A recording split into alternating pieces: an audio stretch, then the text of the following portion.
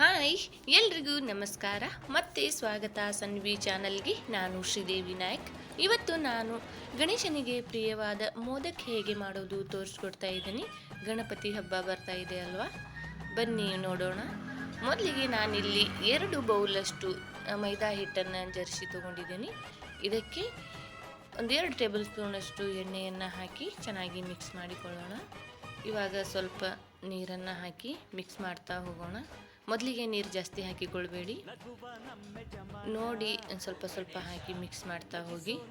ಚಪಾತಿ ಹಿಟ್ಟಿನ ಹದಕ್ಕೆ ನಾವು ಇದನ್ನು ನಾದಿಕೊಂಡು ತಗೊಳ್ಳೋಣ. ನೋಡಿ, ನಾನು ಇವಾಗ ನಾದಿಕೊಂಡಾಗಿದೆ. ಇದಕ್ಕೆ ಮೇಲಿಂದ ಸ್ವಲ್ಪ ಎಣ್ಣೆಯನ್ನು ಹಾಕಿ ಪ್ಲೇಟ್ ಮುಚ್ಚಿ 10 ನಿಮಿಷಗಳ ಕಾಲ ನಾವು ಇದನ್ನು ನೆನೆಯಲು ಸೈಡಿಗೆ ಇಟ್ಕೊಳ್ಳೋಣ. ಈ ಟೈಮಲ್ಲಿ ನಾವು ಹೂರ್ಣವನ್ನು ರೆಡಿ ಮಾಡಿ ತಗೊಳ್ಳೋಣ. ಕಡೆಗೆ 1 ಬೌಲ್ ಆಗೋಷ್ಟು ಬೆಲ್ಲವನ್ನು ಹಾಕಿಕೊಳ್ತಾ ಇದ್ದೀನಿ. ಇದಕ್ಕೆ ಸ್ವಲ್ಪ ನೀರು ಹಾಕಿ ಬೆಲ್ಲ ಕರಗಿಸಿ ತಗೊಳ್ಳೋಣ.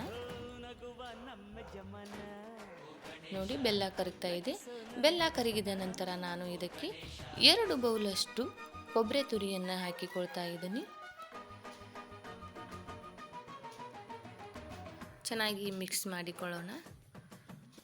ಇವಾಗ ಇದಕ್ಕೆ 1 ಟೇಬಲ್ ಸ್ಪೂನಷ್ಟು ಏಲಕ್ಕಿ ಪೌಡರನ್ನು ಹಾಕಿ ಇದರಲ್ಲಿರುವ ನೀರಿನ ಅಂಶ ಎಲ್ಲ ಕರಗಿ ಹೂರಣ ಗಟ್ಟಿಯಾಗುವವರೆಗೂ ನಾವು ಇದನ್ನು ಬೇಯಿಸ್ಕೊಳ್ಬೇಕಾಗತ್ತೆ. ನೋಡಿ, ಇವಾಗ ಗಟ್ಟಿ ಆಗ್ತಾ ಇದೆ. ಕೊನೆಯದಾಗಿ ನಾನು ಇದಕ್ಕೆ 1 ಟೇಬಲ್ ಸ್ಪೂನಷ್ಟು ತುಪ್ಪವನ್ನು ಹಾಕಿ ಚೆನ್ನಾಗಿ ಮಿಕ್ಸ್ ಮಾಡಿ ನಾವು ಇದನ್ನು ಆರಲು ಸೈಡಿಗೆ ಇಟ್ಕೊಳ್ಳೋಣ. ಬನ್ನಿ, ಮೋದಕ್ ಹೇಗೆ ಮಾಡೋದು ಮುಂದೆ ನೋಡೋಣ. ನಾನೊಂದು ಚಪಾತಿ ಮಣೆಯನ್ನು ತಗೊಂಡಿದ್ದೀನಿ. ನೋಡಿ, ಹಿಟ್ಟು ಕೂಡ ನೆಂದಿದೆ. ಇವಾಗ ಸ್ವಲ್ಪ ನಾವು ಮಣೆ ಮೇಲೆ ಸ್ವಲ್ಪ ನಾದಿಕೊಳ್ಳೋಣ. ನಂತರ ಸಣ್ಣ ಸಣ್ಣ ಉಳ್ಳಿ ಮಾಡಿ ತಗೊಳ್ಳೋಣ. ನೀವು ನಿಮಗೆ ಯಾವ ಸೈಜ್ ಬೇಕು ನೋಡಿ ನೀವು ಮಾಡಿಕೊಳ್ಳಿ. ನೋಡಿ, ನಾನು ಈ ರೀತಿ ಮಾಡ್ತಾ ಇದ್ದೀನಿ. ಎಲ್ಲ ಹಿಟ್ಟನ್ನು ನಾನು ಗುಳ್ಳೆ ಮಾಡಿ ತಗೊಂಡಿದ್ದೀನಿ. ಇವಾಗ ನಾವು ರೌಂಡ್ ಶೇಪಲ್ಲಿ ನಾವು ಒಂದೊಂದಾಗಿ ಲಟ್ಟಿಸಿ ತಗೊಳ್ಳೋಣ.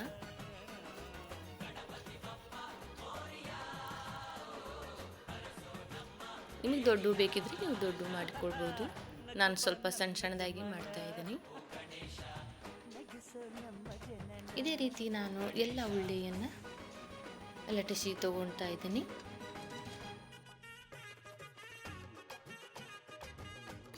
ನೋಡಿ, ಇವಾಗ ಕೈಯಲ್ಲಿ ಒಂದು ಎಲೆಯನ್ನು ತಗೊಂಡು ನಾವು ನಮ್ಮ 2 ಬೆರಳಿನ ಸಹಾಯದಿಂದ ಎಲೆಯ ಕೊನೆಯ ಭಾಗ ಎಡ್ಜಸನ್ನು ನಾವು ಸ್ವಲ್ಪ ಬೆರಳಿನಿಂದ ಫ್ರೆಶ್ ಮಾಡಿ ತಗೊಳ್ಳೋಣ.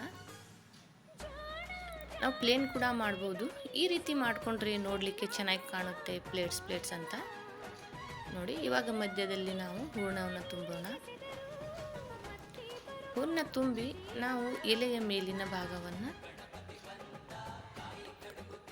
ರೌಂಡಾಗಿ ತಗೊಂಡು ಒಂದು ಮೇಲೆ ಮೋದಕ್ಕಂದರೆ ಸ್ವಲ್ಪ ಮೇಲೆ ತುದಿ ಬರುತ್ತೆ ಅದರದ್ದು, ಆ ಥರ ನಾವು ಕೈಯಲ್ಲೇ ಸ್ವಲ್ಪ ರೌಂಡಾಗಿ ಮಾಡಿ ಮೋದಕ್ ಸೇಪಿಗೆ ತಗೊಳ್ಳೋಣ.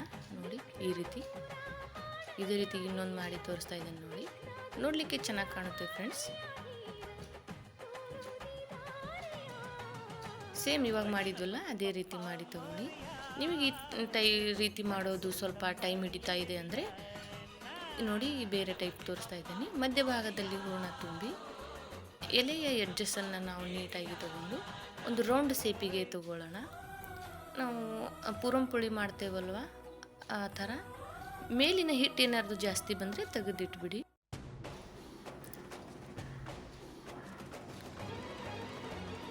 ಇದೇ ರೀತಿ ಇನ್ನೊಂದು ಮಾಡಿ ತೋರಿಸ್ತಾ ಇದ್ದೀನಿ. ನೋಡಿ, ಇದು ಈಸಿಯಾಗಿದೆ ಮತ್ತು ಬೇಗನೂ ಆಗುತ್ತೆ. ನೋಡಿ, ನಾನು ಎಲ್ಲವನ್ನು ರೆಡಿ ಮಾಡಿ ತೊಗೊಂಡಿದ್ದೀನಿ. ಎಣ್ಣೆ ಕೂಡ ಕಾದಿದೆ. ಇವಾಗ ಒಂದೊಂದೇ ಮೋದಕ್ಕೆ ಎಣ್ಣೆಯಲ್ಲಿ ಹಾಕಿ ಕರಿದು ತಗೊಳ್ಳೋಣ. ಚೆನ್ನಾಗಿರುತ್ತೆ ಫ್ರೆಂಡ್ಸ್. ಈ ಥರ ಮಾಡಿ ದೇವಸ್ಥಾನಕ್ಕಾಗಲಿ ಮನೆಯಲ್ಲೂ ಕೂಡ ನಾವು ಗಣಪತಿ ಹಬ್ಬ ಅಥವಾ ಏನಾದರೂ ಸಂಕಷ್ಟಿ ಮಾಡಿದರೆ ಗಣೇಶನಿಗೆ ಇದು ತುಂಬ ಪ್ರಿಯ ಮತ್ತು ಮೋಕ್ಷನೂ ಕೂಡ ನೈವೇದ್ಯಕ್ಕೆ. ಟ್ರೈ ಮಾಡಿ, ಈಸಿಯಾಗಿರುತ್ತೆ. ನೋಡಿ, ನಾನು ಎಲ್ಲ ಮೋದಕಗಳನ್ನು ಕರೆದು ರೆಡಿ ಮಾಡಿ ತೊಗೊಂಡಿದ್ದೀನಿ. ಇವಾಗೆಲ್ಲ ಪ್ಲೇಟ್ ಬಂದಿದ್ದಾವೆ. ನಾವು ಕರ್ಚಿಕಾಯಿಗೆ ಯಾವ ಥರ ಡಿಸೈನ್ ಪ್ಲೇಟ್ ಬರ್ತಾವಲ್ಲ ಆ ಥರ ಮೋದಕಕ್ಕೂ ಬಂದಿದೆ. ಅದರಲ್ಲೂ ಕೂಡ ನೀವು ಟ್ರೈ ಮಾಡ್ಬೋದು. ಬನ್ನಿ ನಾವು ಇವಾಗ ಸರ್ವ್ ಮಾಡ್ಕೊಳ್ಳೋಣ.